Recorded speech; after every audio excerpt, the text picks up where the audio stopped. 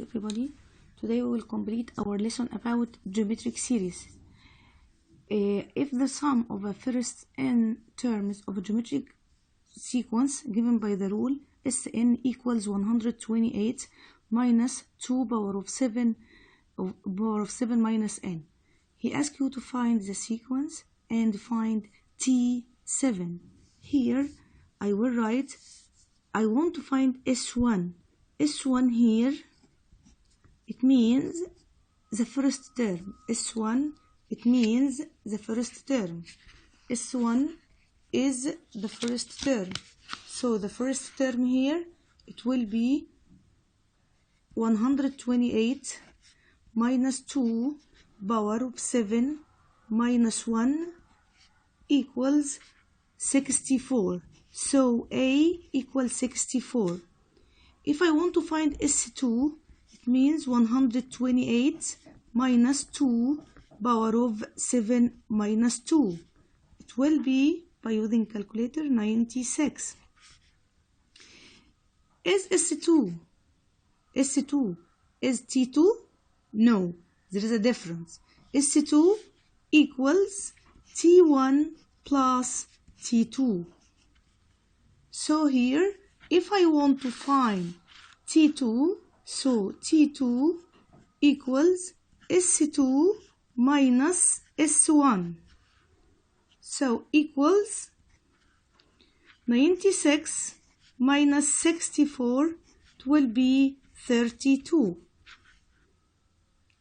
And here, I want to find this geometric sequence. The geometric sequence will be, I have the first term 64 and the second is 32, and after this, if you want, here he multiplied by half, so it will be 16 and so on. So R here equals half. He asks you to find T7. T7 in this case equal A or power of 6. From the rule, you studied it before. So it will be 64 multiply half power of 6. It will be 1. Okay? And now we go to another part. This part is the infinite geometric sequence. The infinite geometric sequence divided into two parts. You know, infinite means it has no end. Okay, I have here two types of the infinite geometric sequence. One of them is convergent and the second is divergent one. The convergent, its sum is a real number. If you sum it, you will find the sum of this sequence equal a real number. Here, the ratio R, absolute value of ratio R is smaller than 1. Then R lies between -1 and 1. And for example, if I say 2, multiply half 1, multiply half half, quarter, and so on. Here, the ratio between -1 and 1, it means the ratio is a fraction between 1 and the -1. Okay, and this sequence will decrease. If the fraction become bigger, it means it will be decrease. If the denominator become bigger and bigger and bigger, it means the fraction will be decreased and become closer to 0. Okay, the second type is divergent.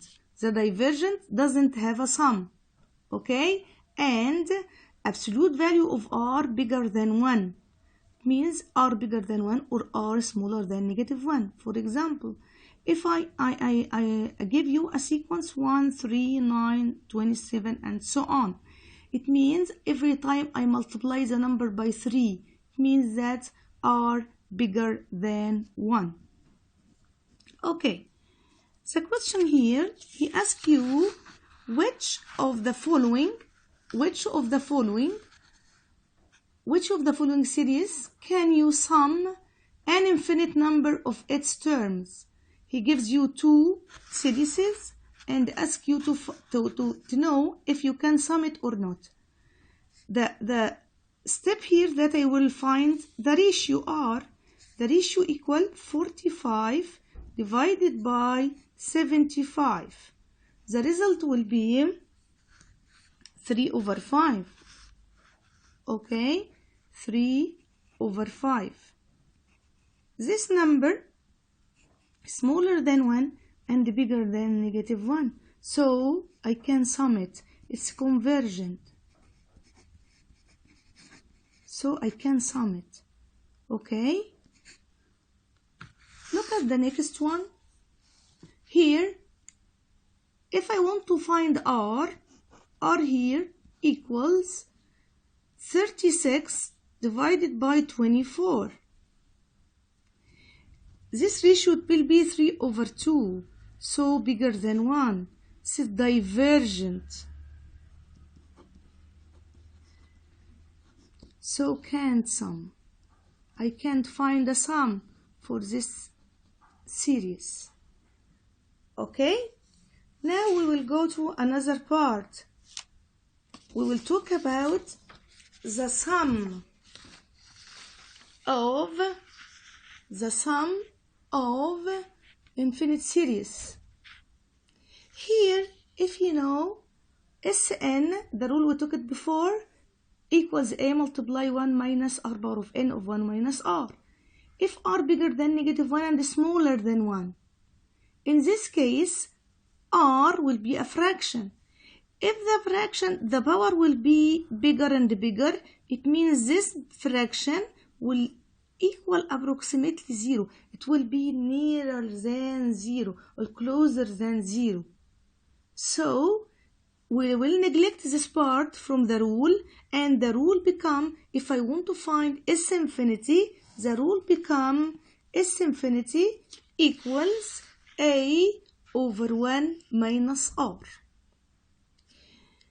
Here, he asks you to find the sum of each series if found. If found, it means if it is convergent, you can sum it. If it is divergent, you can't sum it. Okay, so here I will find r. R equals, in this case, R equals what? Here, 27 over 4 divided by